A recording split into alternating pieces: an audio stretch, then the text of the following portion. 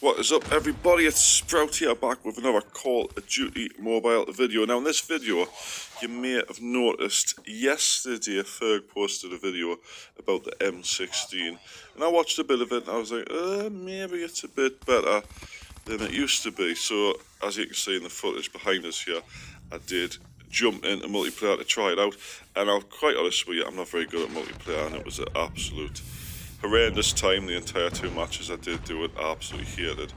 I got a couple of decent kills, and yes, it is quite a good gun if you're accurate with it and you've got the position right and you're a pretty good player. As you saw there, I got like a nice little triple kill there right before the game ended, but we still lost. And I thought to myself, well, realistically, I don't play multiplayer, I don't play ranked. Should I make a loadout with the M16 for Battle Royale? So that's exactly what I did, and I thought I would share with you what exactly happened.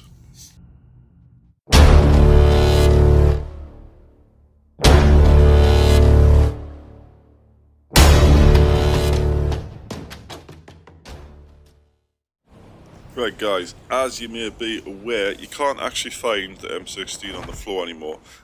Or if you can, I've never seen one in so many matches, so obviously I'll have to wait for the airdrop to come to get me loadout to get the M16 that I custom made.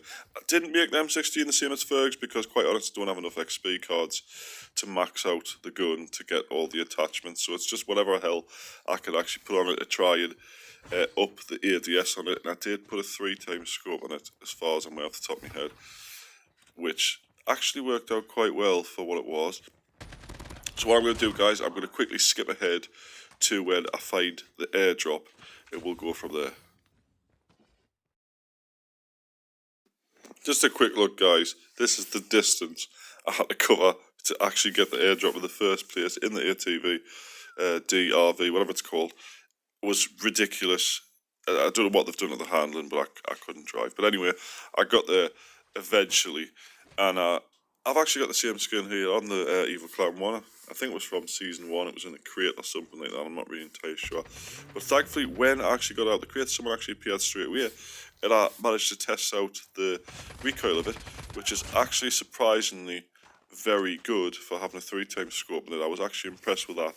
Granted, that was probably a bot, might not have been, could have been a player, but I didn't see him on the way up to the airdrop, and he just sort of appeared, so you know, I'm just going to assume that it probably was. So I'll go ahead and skip ahead to a couple of all the kills. I actually do quite like the gun, but there is a couple of faults I don't like about it. Right guys, after quite a while of running around, I eventually found someone looting an airdrop, and I thought this is the ideal time to test it out, so I went ahead and started shooting him.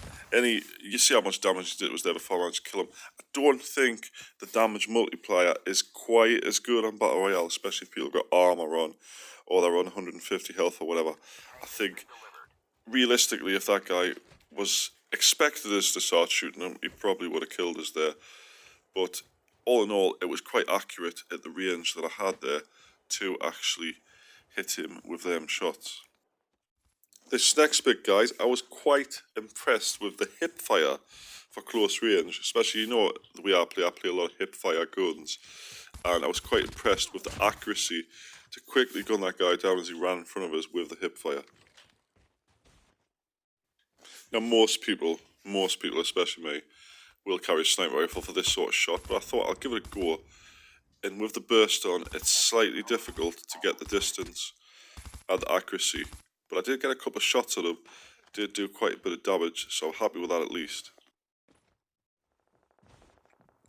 Now a nice example here, guys, of the close range hip fire with the M16. It's quite decent with the little bursts there. The bursts are quite quick, so it's like a quick three bullets, especially if it's that accurate. It's like, you know, it's quite damaging to quite a lot of people.